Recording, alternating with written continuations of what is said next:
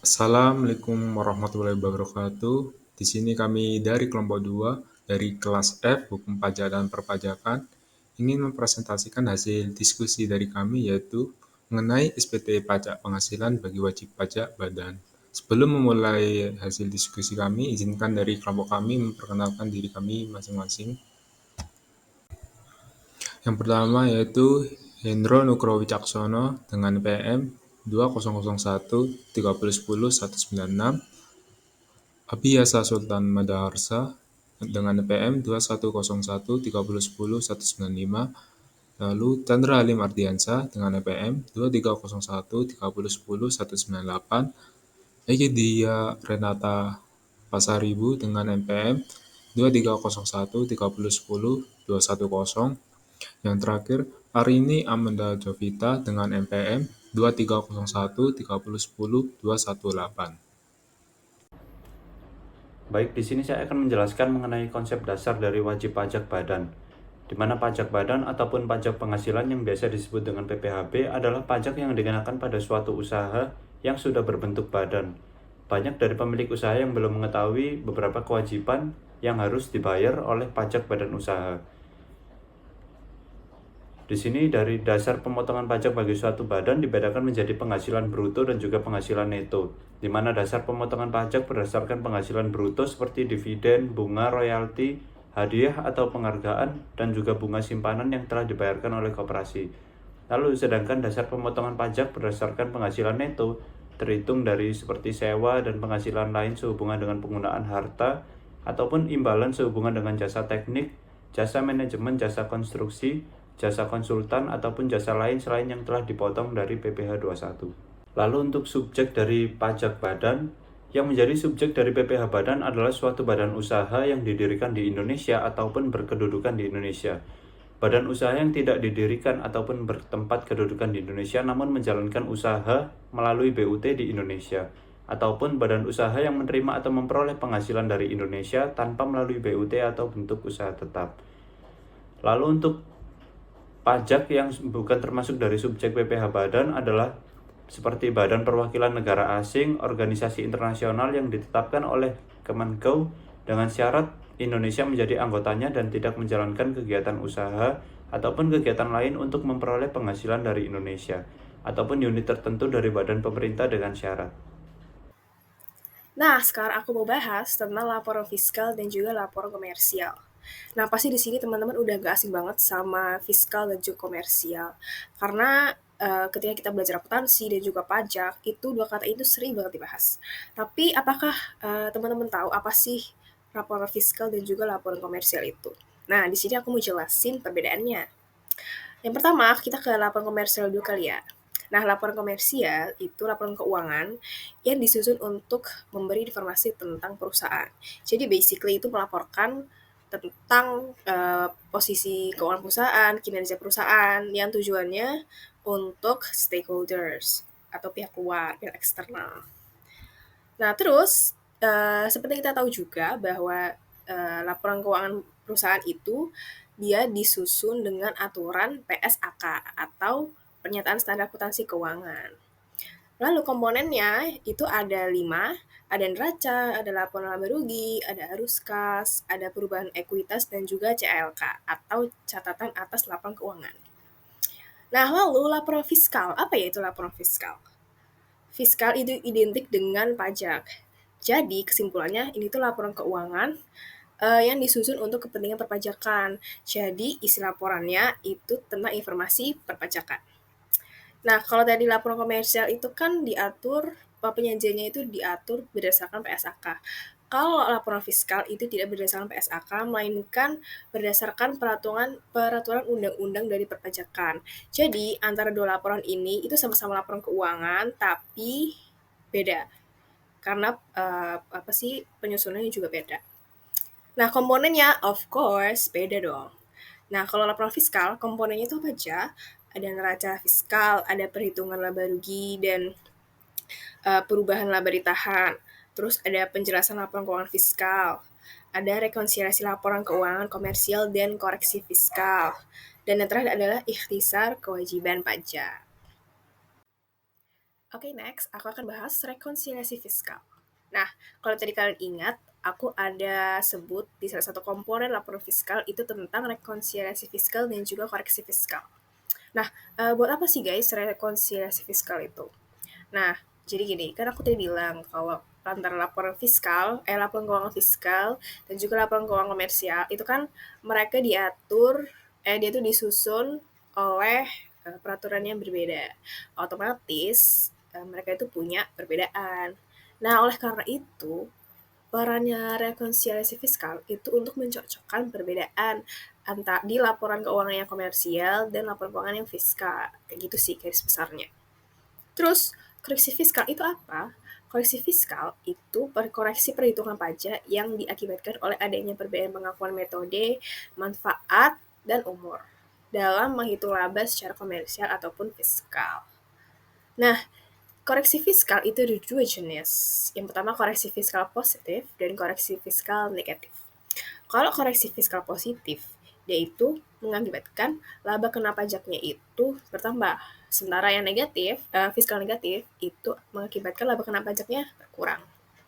So, intinya, jadi WP itu nggak perlu bikin pembukuan ganda. Dia cukup bikin satu aja pembukuan berdasarkan SPP SHK, but waktu mau melaporkan ke SPT tahunan PPH, itu harus terlebih dulu dilakukan koreksi fiskal ini tadi.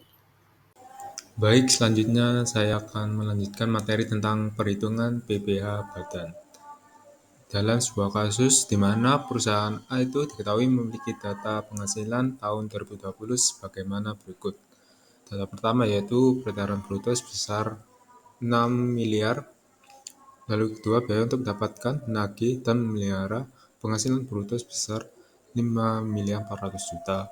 Lalu yang ketiga yaitu penghasilan lainnya itu sebesar 50 juta. Dan yang keempat, biaya untuk mendapatkan, menagih, dan memelihara penghasilan lainnya sebesar 30 juta. Lalu yang kelima, kompensasi kerugian dari tahun sebelumnya sebesar 10 juta. Yang keenam, kredit PPh pasal 25 sebesar 100 juta. Yang ketujuh, kredit PPh pasal 22 sebesar 10 juta. Yang kedelapan, kredit PPh pasal 23 sebesar 20 juta. Pertama-tama kita itu hitung dulu perhitungan pajak penghasilan terutangnya, di mana peredaran bruto didapat dari data pertama yaitu sebesar 6 miliar dikurangi dengan biaya 3M bruto. Di data kedua yaitu sebesar 5 miliar 400 juta. Lalu kita kurangkan sama dengan kita menghasilkan dapat data yaitu penghasilan itu sebesar 600 juta.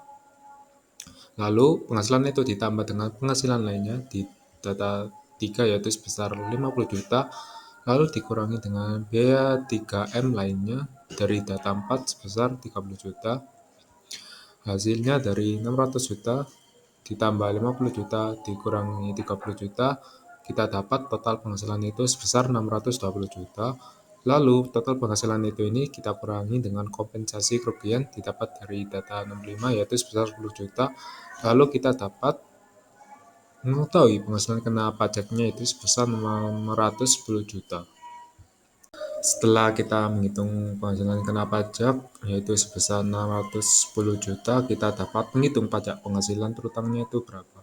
Di mana penghasilan kena pajak itu dikalikan dengan tarif PPh badan sebesar 22%, yaitu kita dapat hasilnya sebesar 134.200.000. Sedangkan pajak yang masih harus dibayar adalah sebesar di mana pajak penghasilannya terutang yang yaitu 134.200.000 dikurangkan dengan kredit PPh pasal 22 di mana dapat dari data 7 yaitu 10 juta dikurangi dengan kredit PPh pasal 23 dari data 8 yaitu 20 juta, lalu dikurangkan dengan kredit PPh pasal 25 didapat dari angka 6 yaitu sebesar 100 juta, di mana pajak penghasilan terutang dikurangkan dengan kredit PPh dari pasal 22, 23, 25, kita dapat tahu pajak yang masih harus dibayar yaitu 4.200.000. Untuk pengisian SPT tahunan wajib pajak badan, langkah yang pertama yaitu siapkan dokumen. Dokumen yang perlu dilakukan seperti laporan keuangan, daftar penyusutan dan amortisasi, dan bukti pembayaran angsuran PPh pasal 25. Lalu yang kedua yaitu login dan unduh. Kita masuk ke akun DJP online melalui website, lalu pilih tab lapor dan klik pada icon e-form. Lalu klik tombol buat SPT tahunan untuk mengunduh formulir seperti formulir 1771 untuk PPh wajib pajak badan. Lalu yang ketiga adalah pengisian formulir.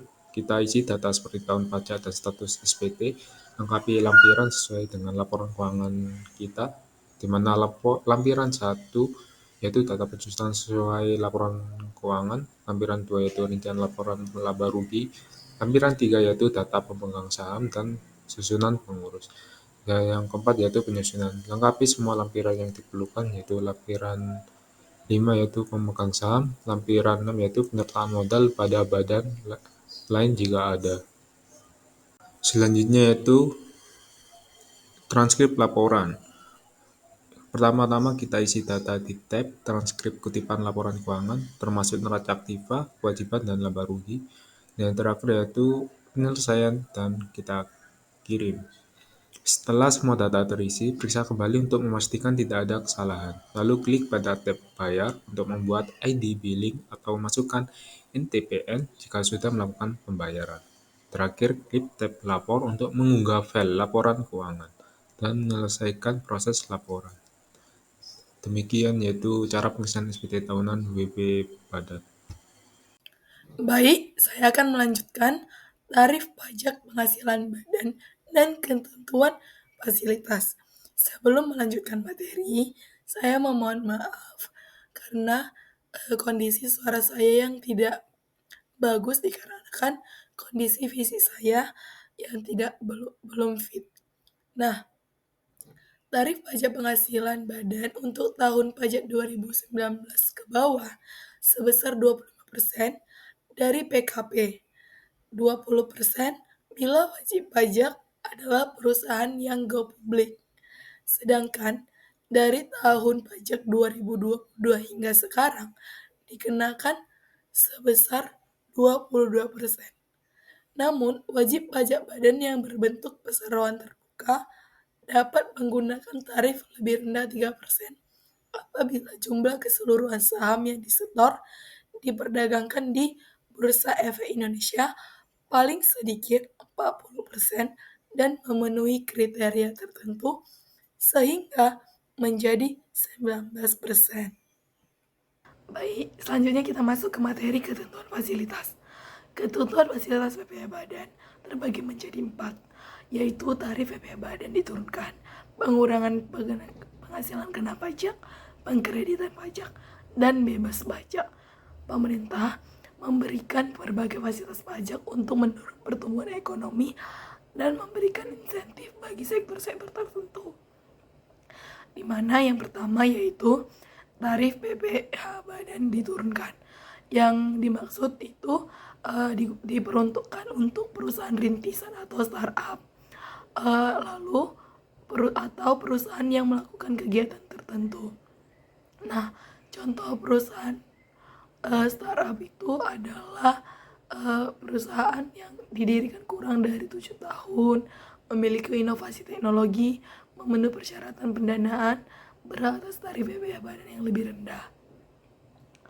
Lalu, untuk perusahaan yang melakukan kegiatan ekonomi tertentu, biasanya diperuntukkan untuk perusahaan-perusahaan yang memiliki tujuan-tujuan tertentu. Lalu yang kedua yaitu pengurangan PKP.